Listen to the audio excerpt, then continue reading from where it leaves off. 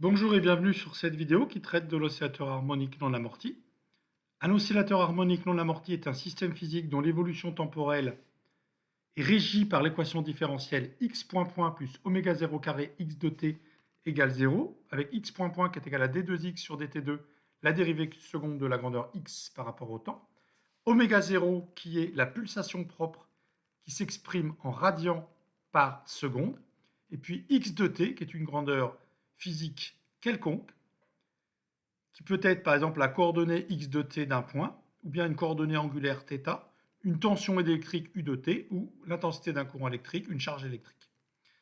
Alors, cette équation différentielle, c'est-à-dire l'équation dans laquelle la grandeur x de t est une inconnue, admet des solutions qui ont pour forme xm cosinus oméga 0t plus phi.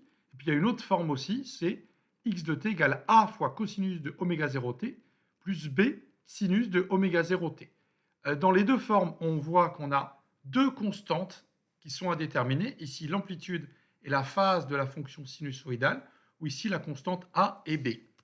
Donc on aura toujours deux constantes d'intégration qui seront à déterminer avec les conditions initiales, puisqu'on a à faire une équation différentielle d'ordre 2. Donc voilà, il faut bien connaître ces deux formes. Je vais prendre un exemple concret. Donc on va considérer un système masse-ressort avec des oscillations verticales. Donc on étudie ici une masse m assimilée à un point matériel de masse petit m qui est accroché à l'extrémité d'un ressort idéal de raideur k et de longueur à vide L0. Et on repère la position de la masse, la longueur du ressort, par la coordonnée z de t.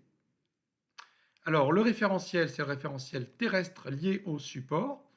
Le système, eh bien, c'est le point M de masse petit m. Et donc, dans le référentiel galiléen, je vais pouvoir étudier le mouvement. Donc, d'abord, je décris la position avec le vecteur position. Donc, avec la relation de Chasles, le vecteur OM, c'est le vecteur OO' qui est un vecteur fixe, plus le vecteur O'M. Le vecteur O'M peut être décrit eh bien, avec le vecteur unitaire UZ. Et donc, c'est bien moins petit z porté par uz, puisque uz est un vecteur unitaire dans le sens de la verticale ascendante, avec la convention adoptée.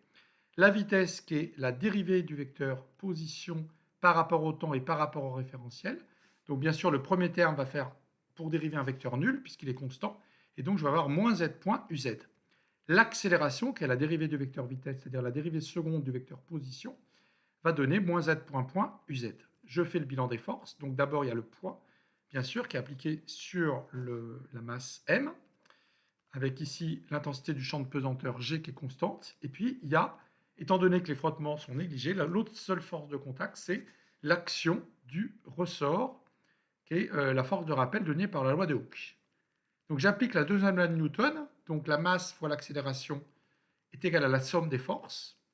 Alors, bien sûr, je précise les forces, donc je vais avoir moins mg porté par uz, attention au signe, et la force F est égale à, donc d'après la loi de Hooke, c'est k fois la longueur du ressort moins la longueur à vide. Alors, pour vérifier qu'on ne se trompe pas de signe ici, je vais prendre L, et j'imagine que L augmente. Si L augmente, ça veut dire que j'augmente la longueur du ressort, c'est-à-dire que la masse M descend vers le bas, et dans ce cas-là, la force de rappel est bien orientée vers le haut, ça veut dire dans le sens de plus uz. Donc on voit bien ici, plus L est grand, il faut bien que j'ai un signe plus devant le K. Voilà, alors le L, ici, en fait, c'est le Z de T, c'est la longueur grâce au choix des paramètres ici adoptés. Et puis ensuite, l'accélération, je vais remplacer par moins Z point point uz. Donc j'obtiens cette équation-là vectorielle. Je vois que je peux simplifier par uz ou dire les choses autrement. Je fais le produit scalaire de cette équation avec le vecteur uz, et donc j'obtiens une équation scalaire, avec que des grandeurs scalaires, c'est-à-dire que j'ai plus de vecteurs, je divise par la masse, et j'obtiens ici l'équation différentielle qui régit l'évolution de la grandeur z de t. Alors on voit qu'on n'a pas encore l'équation de l'oscillateur harmonique, parce qu'on a un terme en second membre ici, et donc pour le faire disparaître, je vais d'abord me poser la question de la position d'équilibre. Donc la position d'équilibre, eh bien, c'est une fonction constante, c'est-à-dire pour tout t, z de t égale zdec égale constante. J'injecte cette solution candidat dans l'équation différentielle. Donc z point point est nul puisque c'est une fonction constante. Et j'obtiens donc ici l'expression de zdec. Donc ZX égale L0, c'est-à-dire la longueur à vide, plus un terme supplémentaire positif qui est mg sur k, donc qui explique bien que par rapport à la position d'équilibre, eh bien, le ressort est allongé. Par rapport à sa position de repos, pardon. Alors ensuite, pour avoir, je vais étudier les mouvements à partir de la position d'équilibre. Donc je pose une nouvelle variable grand Z de t qui est égale à Z de t moins ZX. Et je fais le changement de variable en expliquant que j'exprime l'ancienne variable en fonction de la nouvelle. Et je réinjecte ça dans l'équation précédente. Et donc j'obtiens cette équation, Z point point plus K sur M. Donc je vais avoir le Z de t plus ZX. Et puis j'ai le terme au second membre. Et si j'analyse bien le K sur M ZX, ici, quand je vais multiplier par l'expression de ZX, je vois que ça va simplifier avec le second membre.